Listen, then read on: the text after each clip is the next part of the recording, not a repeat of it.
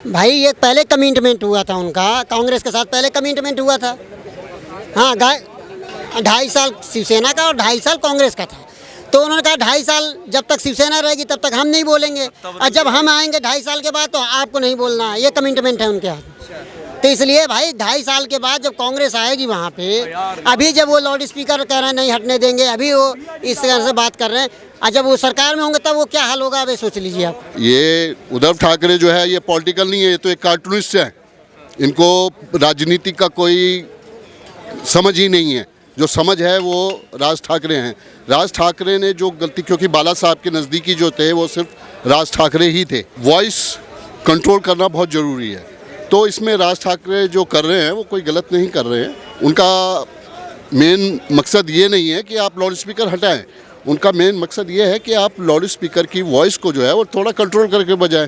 देखिए, मैं भी 2004 के पहले जो है शिवसेना में था। मैं 5 साल रहा हूँ। बोरीवली वेस्ट में मैं बैठता था। हमारे जो है चंद्रशेखर हांडे जी शाखा प्रमुख थे, और विलास पोतनीस जी आज भी जो है वहाँ पे शाखा के जो है वहाँ ज़िले के जो है पूरे जो है विभाग के जो है पूरे इंचार्ज हैं। आज भी उनके अंदर में 18 शाखाएँ चल रही हैं। अंदर से सभी शिवसैनिक दुखी हैं, लेकिन क्या करें, ऊपर से जो आदेश होता है वो करना पड़ता है उन्हें। नहीं करेंगे कल को जो है पार्टी निकाल के बाहर फेंक देगी। तो आप शिवसेना में अभी हैं या नहीं है? नहीं, हम तो बाला साहब जब थे तभी थे। बाला साहब से मैं जब एक बार लास्ट टाइम मिलने गया था, उसके 1 महीने बाद उनका जो है देहांत हो गया। उसके बाद हम लोग तो आपका शिवसेना छोड़ने का कारण क्या था? आपने शिवसेना आखिर छोड़ी क्यों? क्योंकि शिवसेना का मुखिया कोई नहीं निर्धारित हुआ। उस समय उद्धव ठाकरे हैं तो सही। उद्धव ठाकरे तो बाद में आए, उस समय राज ठाकरे का नाम था। तो हमने बाला साहब से जब मिले थे हम लोग, हमने कहा जी अगर आपको पार्टी को खाली महाराष्ट्र में चलाना है तो राज ठाकरे को प्रमुख बना दो, नहीं तो जो है बताइए किसी और को। नहीं कोई होता तो बताइए, हम चलाते हैं, दिखाते हैं कैसे चलाई जाती है पार्टी। उनको संजय निरुपम को निकलवाने वाले हम ही लोग थे। शिवसेना से निकलवा दिए थे उन्हें, खाली एक बात पे। राज्यसभा सदस्य थे वो उस समय शिवसेना में। उनको खाली एक बात पे खाली उन्होंने हमें पहचानने से मना कर दिया था। बोले कि उत्तर भारतीयों के लिए कोई जगह नहीं है, ये सिर्फ मराठियों के लिए काम करेंगे। तो हमने कहा ठीक है सर, आप भी जो है उत्तर भारतीय बन के क्यों काम कर रहे हैं? आप बिहार से क्यों आए हैं? आप भी जो है मराठी होते, आप सांसद बन गए, हम लोग को शाखा प्रमुख नहीं बनने दे रहे हो। तो जब अपना भाई अपने को जो है सत्यानाश करने में लगा हुआ, तो उस आदमी के पीछे रह गए, हम क्या करेंगे? शिवसेना को और उद्धव ठाकरे को आप जो है चैनल के माध्यम से क्या कहेंगे? मैं यही कहूँगा कि देखिए, उद्धव ठाकरे के पास 2.5 साल की सरकार है। 2.5 साल के बाद क्या होगा भगवान ही उन्हें जाने, क्योंकि उसके बाद फिर कांग्रेस आएगी वहाँ पे, और वो अपनी मनमर्जी करेंगे, जो मन में आएगा वो करेंगे। उस समय उद्धव ठाकरे कुछ नहीं कर पाएंगे, खाली दूर से देख सकते हैं। कांग्रेस तो अभी भी कांग्रेस के साथ मिलकर ही उन्होंने पार्टी बनाई है। बनाई ज़रूर है, लेकिन सारा कमान जो है अभी जो है संजय राउत के ही हाथ में है। सब वही चला रहे हैं, सब वही कर रहे हैं। कांग्रेस नहीं बोल रही है, इसीलिए नहीं बोल रही कि उसे पता है कि अभी अगर मैं बोलूँगा तो जब मेरी सरकार आएगी तो मेरी सरकार में फिर उद्धव ठाकरे हस्तक्षेप करेंगे। यानी आप कह रहे हैं कि 2.5 साल बाद शिवसेना तो खत्म हो जाएगी महाराष्ट्र से? खत्म नहीं होगी, मतलब उनका बाजू सरकार चली जाएगी, सरकार खत्म हो जाएगी तो कांग्रेस आएगी। कांग्रेस वहाँ मुस्लिमों को जो है तब बढ़ावा मिलेगा, जो मर्जी वो करेंगे। तो यानी कि इसका मतलब ये है कि शिवसेना की पार्टी खत्म हो जाएगी, मतलब खत्म होने से मतलब उनकी सरकार चली जाएगी। सरकार में नहीं रहेंगे, बस सत्ता में हाँ, रहेंगे। सत्ता में नहीं रहे। भाई ये पहले कमिटमेंट हुआ था उनका, कांग्रेस के साथ पहले कमिटमेंट हुआ था। हाँ, 2.5 साल शिवसेना का और 2.5 साल कांग्रेस का था। तो उन्होंने कहा 2.5 साल जब तक शिवसेना रहेगी तब तक हम नहीं बोलेंगे, और जब हम आएंगे 2.5 साल के बाद तो आपको नहीं बोलना है। ये कमिटमेंट है उनके हाथ। तो इसलिए भाई 2.5 साल के बाद जब कांग्रेस आएगी वहाँ पे, अभी जब वो लाउड स्पीकर कह रहे हैं नहीं हटने देंगे, अभी वो इस तरह से बात कर रहे हैं, और जब वो सरकार में होंगे तब वो क्या हाल होगा, अभी सोच लीजिए आप।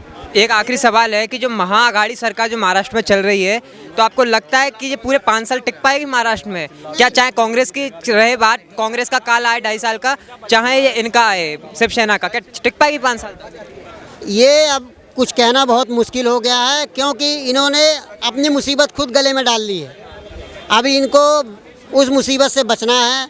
अब इनके पास क्या आगे की रणनीति है अब यही जान सकते हैं, क्योंकि देखिए इनका जो है अभी तक जो है वहाँ का राष्ट्रीय अध्यक्ष भी जो है उद्धव ठाकरे हैं, और मुख्यमंत्री भी वही हैं। बहुत बहुत धन्यवाद सर। कल राज ठाकरे जो हैं महाराष्ट्र में रैली निकालने वाले हैं लाउड स्पीकर के खिलाफ, और 3 मई को पूरे महाराष्ट्र में लाउड स्पीकर के खिलाफ रैली निकालेंगे, तो आप इसको किस तरीके से देख रहे हैं? देखिए, लाउड स्पीकर लगाना कोई वो नहीं है, लेकिन एक आम पब्लिक को परेशानी ना हो, उसकी वॉल्यूम जो है वो सीमित उस पर रखें, तो किसी को कोई ऑब्जेक्शन नहीं है। जैसे मंदिरों में भी हम लोग लगाते हैं, तो क्या है कि वॉइस कंट्रोल करना बहुत ज़रूरी है।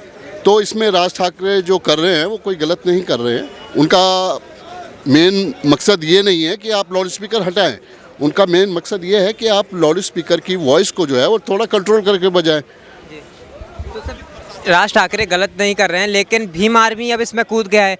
भीम आर्मी कह रहा है कि अगर राज ठाकरे रैली निकालते हैं तो उनके खिलाफ आप FIR दर्ज करिए और उनको गिरफ्तार करिए, राजद्रोह लगाइए।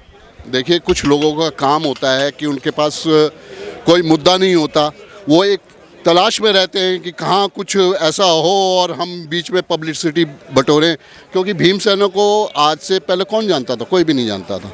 वो इसीलिए ये छोटे छोटे मुद्दे उठा के, ये कोई मुद्दा नहीं है, ये तो एक जनरली एक बात है कि अगर किसी को, आप देखा होगा आपके यहाँ, हमारे यहाँ जो हिंदू संस्कृति में क्या है कि जागरण होते हैं, तो उसकी परमिशन लेना पड़ता है जागरण के लिए, और 11 बजे के बाद जो है वो या तो लाउड स्पीकर बंद करा दिए जाते हैं या सिर्फ उतनी ही आवाज़ रखी जाती है 11 बजे के बाद कि जितने की वहाँ पब्लिक बैठी हुई है वो लोग सुन सकें। तो इसमें गलत कुछ भी नहीं है भाई। हमारी वजह से अगर किसी को परेशानी होती है तो उस चीज़ को हमें ध्यान रखना पड़ेगा, ये कोई वो इशू नहीं है। लेकिन ये क्या है कि इन सब चीज़ों में एक धर्म को जोड़ते हैं बिना मतलब के लिए, बिना मतलब के इश्यूज़ उठाते हैं कि उनको गिरफ़्तार करना चाहिए। क्यों गिरफ़्तार करना चाहिए? तो सर, मैं आपसे ये जानना चाहूँगा कि महाराष्ट्र में आखिर चल क्या रहा है। महाराष्ट्र में आप हनुमान चालीसा पढ़ते हैं तो आप पे राजद्रोह लगता है, अगर आप रैली निकालने के लिए लाउड स्पीकर के खिलाफ रैली निकालते हैं तो आप पे राजद्रोह लगाने की बात की जाती है। लेकिन आखिर कुल मिला के बात ये है, सवाल ये है कि उद्धव ठाकरे को आखिर इन सब से दिक्कत क्या, लाउड स्पीकर से, भगवे से दिक्कत क्या है उद्धव ठाकरे को? देखिए, एक समय था जब श्री बालाजी ठाकरे जी हुआ करते थे, उनकी एक आवाज़ पे पूरा महाराष्ट्र, जबकि वो ना किसी पद पे थे, ना MP थे, ना MLA थे, कुछ नहीं थे वो, लेकिन पूरा महाराष्ट्र उनकी उस पे गूंजता था। और वही उनके साथ जो रहते थे राज ठाकरे, ये उद्धव ठाकरे जो है ये पॉलिटिकल नहीं है, ये तो एक कार्टूनिस्ट है। इनको राजनीति का कोई समझ ही नहीं है। जो समझ है वो राज ठाकरे हैं। राज ठाकरे ने जो गलती, क्योंकि बाला साहब के नज़दीकी जो थे वो सिर्फ राज ठाकरे ही थे, तो ये तो एक चापलूसी नीति, जो एक शेर जिसको बोलते हैं, बाला साहब ठाकरे को एक शेर बोला जाता है, शेर। और वहाँ ये एक चूहे की तरीके से वो कर रहे हैं कि आप अपने ही देश में अगर हनुमान चालीसा पढ़ते हैं तो देशद्रोह लगा दिया जाता है।